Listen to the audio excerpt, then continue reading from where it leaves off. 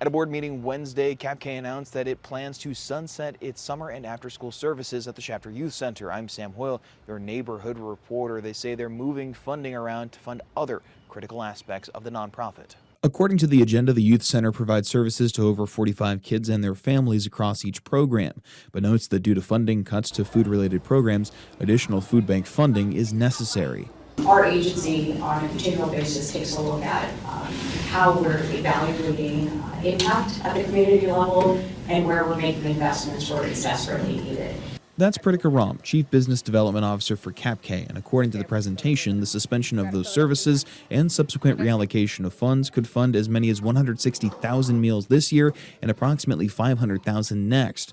Savannah Oates, the PR and Advocacy Director for CAPK, says while the doors to those youth programs are closing, they still want to help people in the Shafter community how they can. It's not necessarily we're closing our doors to Shafter. No, we're opening our doors to Shafter in a new way. Those funds are now going to be allocated to food bank because our food bank is in a deficit. So we're going to be able to provide more food to the Shafter community by reallocating these funds. Two questions still left to ask. What does this change mean for the building? Well, it will sit empty, but CAPK will still manage the property. And two, does this mean that these programs are never coming back?